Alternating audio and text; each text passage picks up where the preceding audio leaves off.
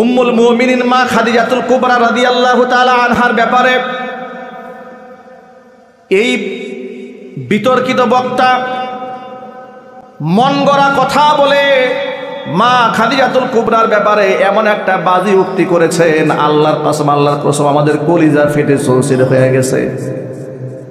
এই ভদ্রলোক কোরআনে কারিমের তাফসীর মাহফিলে বসে মা খাদিজাতুল কুবরা রাদিয়াল্লাহু তাআলা আনহার নামটা এত তুচ্ছ তাচ্ছিল্য করে উচ্চারণ করেছেন, সামান্যতম ঈমান যাদের কলিজার মধ্যে আছে, নবীর মোহাব্বত, সাহাবায়ে কেরামের মোহাব্বত, নবীর স্ত্রীদের মোহাব্বত যার কলিজার মধ্যে আছে, সে এটা সহ্য করতে পারবে না। খাদিজাতুল কুবরা আমাদের মা হন, আমাদের কি হন জোরে বলেন? মা খাদিজাতুল কুবরা রাদিয়াল্লাহু তাআলা আনহা তিনি ওয়াজ করতে গিয়ে বলছেন, এই পৃথিবীতে একজনই মহিলা যে আল্লাহর সালাম পেয়েছে এবং জান্নাতে অলরেডি ঘর পেয়েছে জীবিত অবস্থায়। এই দুনিয়ার মধ্যে একজন মহিলা যাকে আল্লাহ সালাম জানিয়েছেন, অথচ এই মহিলা জীবনে এক ওয়াক্ত নামাজ পড়ে নাই। অথচ খাদিজা জীবনে একটা ওয়াক্ত নামাজ পড়েনি, এক ওয়াক্ত নামাজ পড়েনি, একটা রোজ। নাউজুবিল্লাহ, আসতে বলবেন নাকি? ভাষাটা শুনেন, এই মহিলা জীবনে এক ওয়াক্ত নামাজ পড়ে নাই, একটা রোজা রাখেনি, এক দিনের জন্য রোজা রাখে নাই, নামাজ পড়লেন না, রোজা রাখলেন না, হজ করলেন না, যাকাতও দেননি, পর্দাও নেই, অথচ আল্লাহ সালাম দিয়েছে, জান্নাতে ঘর বানিয়ে পাঠিয়েছে। জীবনেও যাকাত দেয় নাই, জীবনেও হজ করে নাই, শুধুমাত্র স্বামীর খেদমত করছে, এই জন্য আল্লাহ পাক তাকে সালাম দিয়েছেন। নাউজুবিল্লাহি মিন যালিক। একজন আবার এই যে নামগুলা বলে, এই যে মহিলা বলেছে, একবার মা খাদিজার নামটা উচ্চারণ করেছে, উচ্চারণ করার সময় একটা বারের জন্য রাদিয়াল্লাহু তাআলা আনহাও বলল না, মা খাদিজাও বলল না, ডাইরেক্ট শুধু এটা বলল যে খাদিজাকে আল্লাহ সালাম জানাইছে। প্রিয় ভাইরা, এটা কি আমাদের কলিজার টুকরা, আমাদের নয়নমণি মা খাদিজাতুল কুবরা রাদিয়াল্লাহু তাআলা আনহার সাথে বিয়াদবি নয়? একটু জোরে বলেন না ভাই, বিয়াদবি নয়? আচ্ছা, এই বিয়াদবি যদি কোনো আলেম স্টেজে বসে করে, আমাদের কলিজায় আঘাত লাগে না? আমাদের মনে ব্যথা লাগে না? আবার বলে, আমি তার সারা জীবন পড়েছি, তার জীবনী, পুরা জীবনী পড়ে দেখেছি, জীবনে এক ওয়াক্ত নামাজ পড়ে নাই। অথচ আমার ভাইয়েরা, আমি আল্লাহর নামের শপথ করে বলি, এই বক্তা আবার শেষে বলেছে, ব্যাখ্যা করে বলেছে যে নামাজ কেমনে পড়বে, তার উপর তো নামাজ তখন ফরজ হয় নাই। কথা বুঝছেন? এটা কোনো কথা হইল? যদি যার উপর নামাজ ফরজ হয় নাই, তার কি বলা যায় জীবনে নামাজ পড়া নাই, জীবনে রোজা রাখা নাই বলা যায়?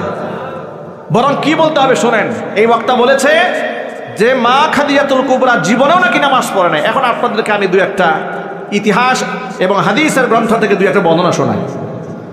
যে বক্তা বলেছে মা খাদিজাতুল কুবরা রাদিয়াল্লাহু তাআলা আনহা জীবনে নামাজ পড়ে নাই, ওর চাইতে মূর্খ বক্তা আসমানের নিচে জমিনের উপর আর নাই। মুস্তাদরাকে হাকিমের মধ্যে আছে, মুসনাদে আহমদের মধ্যে আছে, সিরাতে ইবনে হিশামের মধ্যে আছে। এই সমস্ত কিতাব তো এরা পড়ে নাই, না পড়ে আন্দাজে মুখে যা আসে তাই বলে মা খাদিজাতুল কুবরা রাদিয়াল্লাহু তাআলা আনহা তার উপরে নামাজের ফরজিয়াতের বিধান আসার আগে নবীজি সাল্লাল্লাহু আলাইহি সাল্লামের সাথে জীবনের প্রথম 3 নামাজ আদায় করার সৌভাগ্য লাভ করেছিলেন। মুস্তাদরাকে হাকিমে এসছে, সিরাতে ইবনে হিশামের মধ্যে সে আউয়ালু মান সাল্লা মা'আন নবী সাল্লাল্লাহু আলাইহি ওয়াসাল্লাম খাদিজা বিনতে খুয়াইলিদ। খাদিজা বিনতে খুয়াইলিদ তিনি হচ্ছেন সেই রমণী যিনি জীবনের প্রথম নবী মুহাম্মদ সাল্লাল্লাহু আলাইহি ওয়াসাল্লামের সাথে নামাজ আদায় করেছেন। আরো চিল্লা এখন আল্লাহু আকবার। একাধিক হাদিস পাওয়া যায় যে ফরজ নামাজের ফরজিয়াত আসার আগে নবী করিম সাল্লাল্লাহু আলাইহি ওয়াসাল্লাম তিনি নামাজ আদায় করতেন 2 ওয়াক্ত। কোনো কোনো বর্ণনার মধ্যে পাওয়া যায়, আবার কোনো কোনো বর্ণনার মধ্যে এসেছে যে হিনা জালাতিশ শামস, নবী করিম সাল্লাল্লাহু আলাইহি ওয়াসাল্লামকে সাহাবী বলেছেন, আমি দেখেছি নবীজি সাল্লাল্লাহু আলাইহি ওয়াসাল্লাম দুপুরের সূর্য ঢলে যাওয়ার পরে তিনি নামাজ আদায় করেছেন। এমনকি সেই নামাজের সময় তার সাথে হযরত আলীও ছিলেন। তার সাথে উম্মুল মুমিনিন মা খাদিজাতুল কুবরা রাদিয়াল্লাহু তাআলা আনহাও ছিলেন। জোরে কোন আল্লাহু আকবার। এবার এই জাহেল বক্তা বলেছে জীবনে যাকাত দেয় নাই। জোরে কোন নাউজুবিল্লাহ। অথচ মা খাদিজাতুল কুবরা রাদিয়াল্লাহু তাআলা আনহা তার উপরে যাকাতের ফরজিয়াত আসার আগেই তো দুনিয়া থেকে তিনি চলে গেছেন। আল্লাহর নবী সাল্লাল্লাহু আলাইহি ওয়াসাল্লামের স্ত্রী, যিনি এই পৃথিবীতে নবীজি সাল্লাল্লাহু আলাইহি ওয়াসাল্লামের জন্য জীবনের সমস্ত সম্পদ ব্যয় করে দিয়েছে।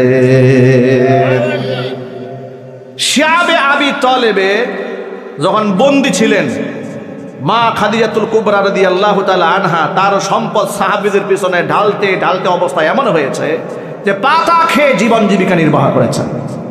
আল্লাহু আকবার বলেন।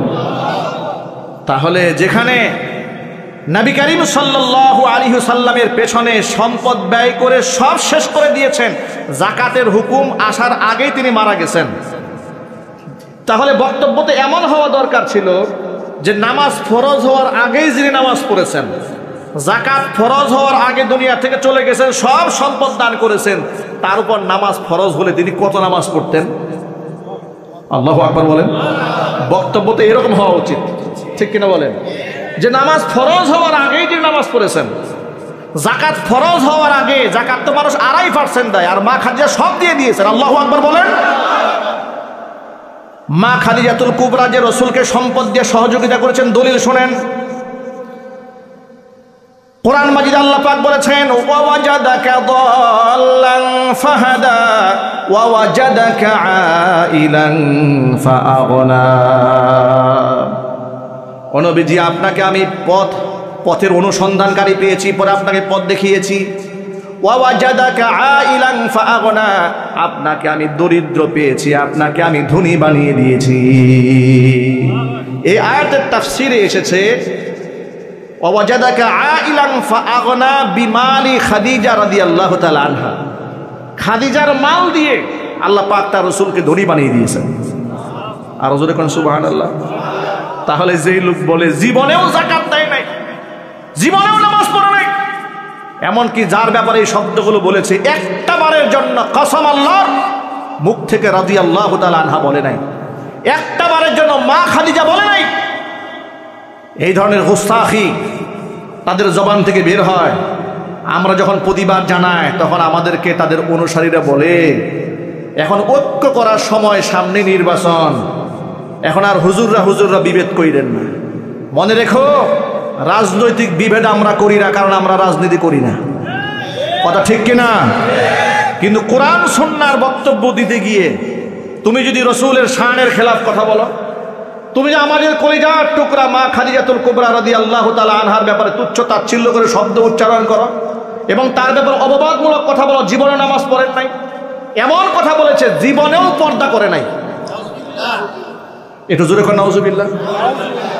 অথচ সেই জাহিলি যুগে মা খাদিজাতুল কুবরা রাদিয়াল্লাহু তাআলা আনহার উপাধি ছিল তাহেরা, মানে পবিত্র নারী। আল্লাহু আকবার বলেন। সেই জাহিলি যুগে তার উপাধি ছিল তাহেরা। তার ব্যাপারে শব্দ চয়ন করে কয় জীবনেও পর্দা করে নাই, জীবনেও নামাজ পড়ে নাই, জীবনেও হজ করে নাই, জীবনে যাকাত দেয় নাই। এই ধরনের শব্দ, গুস্তাখি শব্দ যে করেছে, ওর চেয়ে বড় বিয়াদব আসমানের নিচে জমিনে হতে পারে না। এই বক্তার তওবা করা উচিত। কথা বলে না কেন? এই সমস্ত বক্তব্য অনলাইনে, সোশ্যাল মিডিয়াতে ভাইরাল হয়েছে। জাতির কাছে তওবা করা উচিত, ক্ষমা চাওয়া উচিত। আর যদি বলে যে সে নাকি অসুস্থ, অনেকেই বলে যে রিমান্ড খাটছে স্বৈরাচারের আমলে, তো এই জন্য মাথা মোতা নষ্ট হয়ে গেছে। তাই যদি হয়ে থাকে তো চিকিৎসা করার হসপিটাল তো আছেই। কথা বলেন কেন ভাই? ইনসাফের কথা বলেন। কেউ যদি অসুস্থ হয়, তাকে কি আপনি ড্রাইভিং সিটে বসাবেন? মানুষ মেরে ফেলবে না? ওয়াজের প্যান্ডেল তো ইমান ঠিক করার জায়গা। আমার যদি মাথা ঠিক না থাকে, আপনাদের ইমান ঠিক থাকবে? আল্লাহ যেন এই ফিতনা থেকে আমাদেরকে হেফাজত করেন। একটু জোর আওয়াজে সকলে বলেন আল্লাহুম্মা আমিন।